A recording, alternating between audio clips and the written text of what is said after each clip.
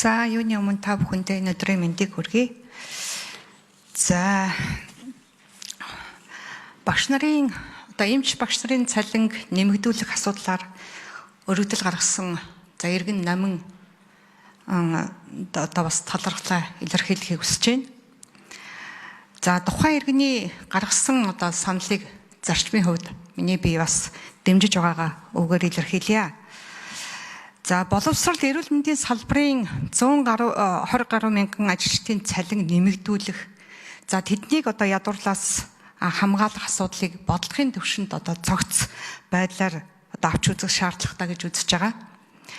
Боловсрол эрүүл мэндийн салбарын ажилчдын цалин тухайн салбарынхны шаардаж байгаа 3.5 сая төгрөг болгож өсгөхөд улсын төсвийн зардал, урсгал зардал огцом нэмэгдэх тул төсвийн доктортой байдлын тухай хууль болон Монгол Улсын 2026 оны хөгжлийн төлөвлөгөөнд энэ байдлыг хязгаарсан байгааг та бүхэн бас мэдж байгаах гэж би бодож байна. Тэгэхээр ганц асуудал бол ерөөсөө 2026 оны улсын төсвийг нэгэнт өргөн бариад энэ үед урсгал зардлыг нэмэгдүүлэх нь хуулиар хориотой буюу хязгаарлалтай байгаа тул эдгээр салбарын ажилчдын цалин нэмэгдүүлэх их усурыг хаанаас олж авах тухай хамгийн гол нь бид нар бас гарц гаргалгаагаа гарах хэрэгтэй гэж би бодож байна. За сүүлд авсан мэдээллээр засгийн газраас урсгал зардлыг 10% танаж эмч багш нарын цалин 15-аас 20% нэмэгдүүлээд 2026 оны төсөвт суулгахаар санал боловсруулж байгаа гэж хэвлэл мэдээлэлээс сонсож ойлгосон.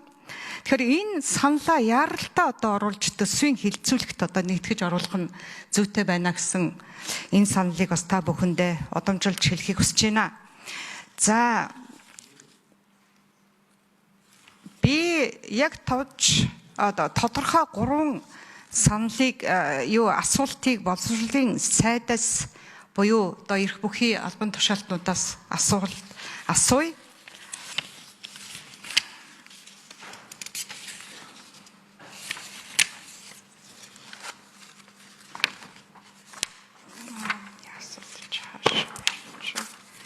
Уучлаарай, хурал дарлагчаа 1 минутаа дахиад нэмээд авчээ. Болормоо гişүн 1 минутыг нэмье. За нэгдүгээр асуулт.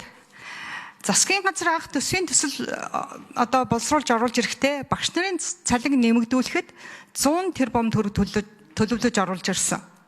За ингэхдээ нийслэл орон нутгийн багш нарын цалин ямар зөрүүтэйгээр нэмэгдүүлэхээр тусгаж оруулж ирсэн бэ? Нэгдүгээр асуулт. Хоёрдугаар асуулт. 20% хүртэл нэмэхээр саналаа боловсруулж оруулж ирэх гэж байгаа гэж ойлгоод байгаа. За энэ нэмэгдлээ ачаалал, ур чадвал гүйцэтгэл дээр суурилж ялгууртаагаар нэмж тооцож оруулж ирсэн үү? За дараагийн 3 дахь асуулт. За 2026 оны боловсролын яамны нийт зардал 4.3 их 80 төгрөг байсан. За үүнээс урсгал зардал нь 3.8 их 80. За хөрөнгийн зардал нь 448 тэрбум байсан. За бид өнөөдөр 2026 оныг боловсролын жил болгон зарлаад ингээд явж байна. Тэгтэл өнөөдөр бодит амьдрал дээр эмч нар, багш нар маань аргаа бараад ажиллаа хаяад ингээд явж хаяад энэ асуудал үнэхээр Монгол улсын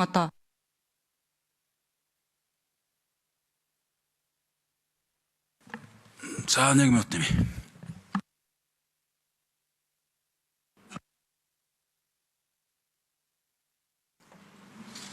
За баярлалаа.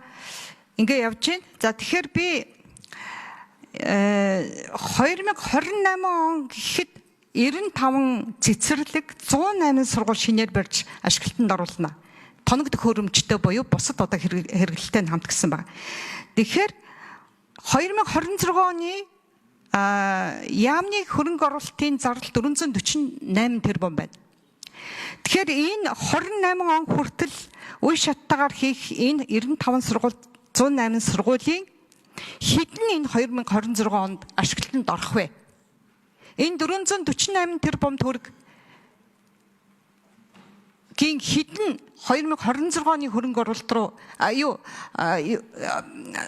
уучлаарай миний асуулт буруу болчлоо.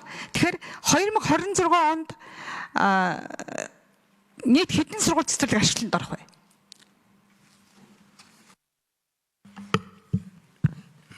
За 2 номер микрофон ажлын хэсэг.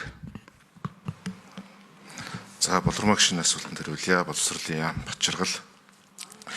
За 2026 оны төсвийн төсөлтөөр боловсролын сайдын багцад тусгасан 100 тэрбум төгрөг урсгал зардал буюу хувьсгал зардлаар дамжуулж нэмэгдүүлсэн байгаа. Тэгэхээр энэ биднэрт тулгамдаад байгаа бас нэг гол асуудлын нэг нь бол энэ ялангуяа Улаанбаатар хотод аливаа нэгэн нэмэгдэлтэд хүрч амжаагүй байгаа үндсэн цалингаараа ажиллаж байгаа сая 484 мянган төгрөгийн цалингаа авч байгаа. Энэ хэсгийг одоо яаж цалингийн одоо нэмэгдүүлэх, ялангуяа орон нутгийн түвшинд нь төхөөлөх вэ, хүргэх вэ гэдэг энэ гол бодлогыг тооцооллыг хийж үзсэн байгаа энэ үндсэн дээр. Тэгэхээр гол ялгаа нь болохоор зэрэг Улаанбаатар хотод бол хамгийн өндөр нэг багшд ногдох хүүхдийн тоо хамгийн өндөр байдаг. Ялангуяа бид нар бас тооцоод үзэхээр 35-аас дээш нэг ангид сурж байгаа одоо энэ бүлэг дүргэлттэй байгаа хүүхдүүдийн энэ ачааллыг багш дээр нь тооцоод энэ нэмэгдлийг бол энэ хувьсгал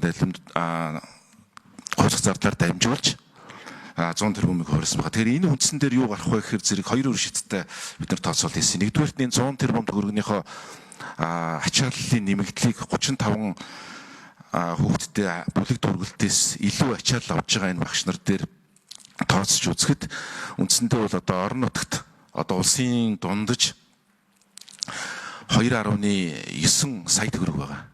Тэгэхээр энэ үндсэндээ бол одоо 2.5 сая төгрөгөнд хүрч энэ ачааллын одоо энэ далимдуулсан одоо ачааллаар одоо дамжуулж олгож байгаа одоо энэ үндсэн дээр бол ялгаа нэрлэх.